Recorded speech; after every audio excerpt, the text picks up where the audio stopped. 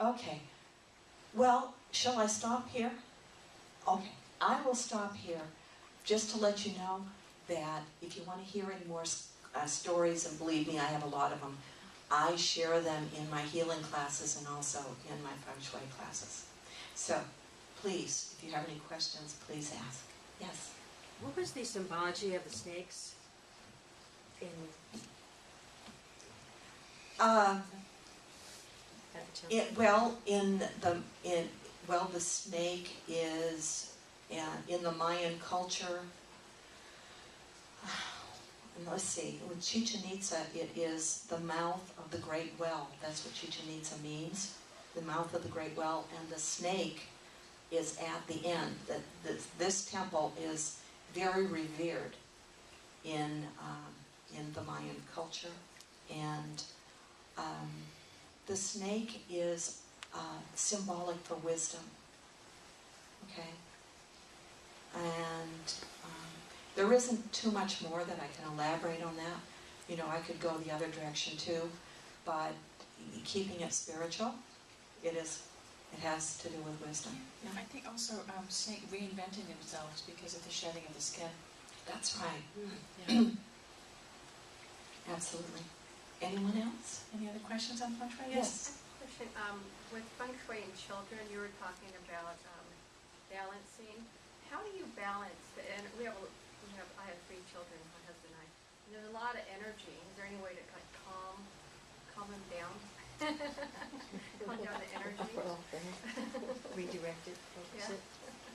Yes, you redirect it and you focus it, exactly. Well, there's, a lot of metal connected with that particular bagua. And what you want not to do, if you've got a lot of that energy, excessive energy, is you want to remove any candles that you might have in that area. Fire, fire really can, create excessive things, stimulation,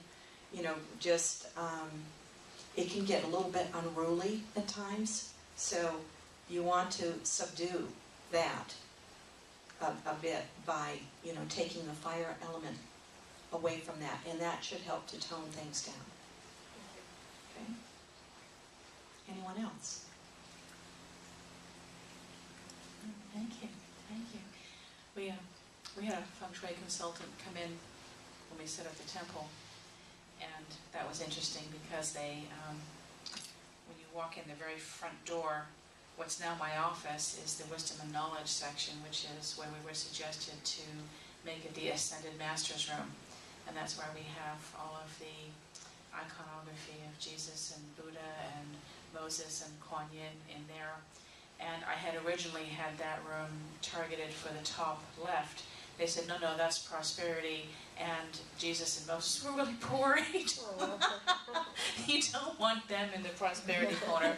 So we switched it around to the fiery goddesses, and we put Pele and Lakshmi in there. So, it was actually fun to have the consultant come in and point out some initial no-nos.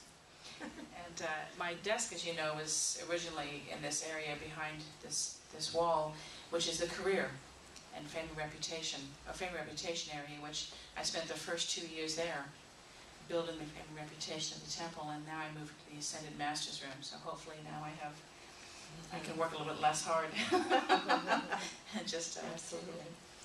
So any other questions on Feng Shui? Anything that you've heard? Anything that you'd... Nancy will be available for chatting afterwards. Any questions? And you're doing a class here September 24th. Yes, I think. Kuan Yin Reiki. Kuan Yin Reiki, which is a slight variation on traditional Reiki, so you might want to have a chat with her afterwards on that and see if you're interested. But any other questions? Question, yes. just about the word bagua and what that actually is. Do you use it in drawing symbols like in Reiki, or how that's used? The bagua, the shape of the bagua is 8-sided. Okay? Which kind of represents all the areas in Feng Shui, and then you've got the middle part, which is actually the 9th section, which includes health. Now, you can get the shape of the bagua, and color is very important too, with the different aspects, depending on what you're working on or what you're wanting to attract. Also, bagua mirrors are very powerful because it will reflect or attract, depending on how you want to use them. Okay, so they are 8-sided, and they're pretty easy to find. You can find them in Michael's, Joann's, you know, just about any craft store. Okay. Does the number 9 have a meaning? The number 9 is all-encompassing completion. It's manifestation as far as I'm concerned. You know, it's completing a cycle. And that's why they have 9 areas. It's very powerful. And gosh, I'm tongue-tied, I can't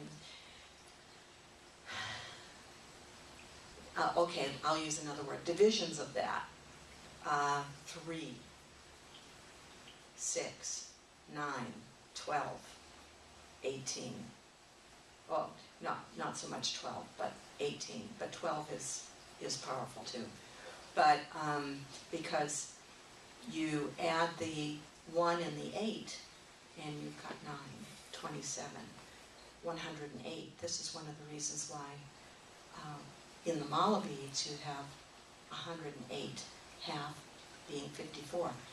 It represents 9. Very, very powerful. Thank you. So if you're interested in Feng Shui, you can talk to Nancy.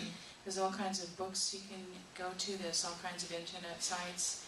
And as Nancy pointed out, there's 9 sections of the bagua. Each have their own energy point. They have a color. They have an element. They even have a crystal associated with them. This is the center of the room, and you notice I have a selenite right in the center of the room. Selenite zaps out anything negative. It keeps the energy clear. So we have it right in the center of the room, which is the health section, the center point of the bagua. So everything in here is very purposefully placed. So thank you so much. Well, thank you. very Thank you much. very Yeah, much. Thank you. Yeah, let's do it. So thank you. Continuing with my topic today, I want to talk to you about standing in your power. And for those of you that have already picked up our magazine, I started with a quote from Nelson Mandela, who talked about it isn't the darkness that we're afraid of, but it's the light. It's that strength. And there are 3 reasons why, typically, we would not stand in our own power and be the light and step into that light power. One of them, the Australians use a phrase called tall poppy syndrome, and meaning that you're the tallest poppy in the field, so you're the one that everybody can see above the others, and you're more likely to be the one to have your head chopped off. But it basically talks about having the fear that people will resent you, that when you are standing out there in your power and you are on your soapbox and you're talking and you're living your truth and you're walking your talk and you're not afraid to be individual and to say something that is out of the norm and to speak a truth that everybody else is afraid to speak, then you run the risk of people looking at you and being jealous or resentful or cutting you down. Look at all the leaders that we have, people who have stood up in reform and in politics, and even actors and actresses that use their reputation to fight a cause.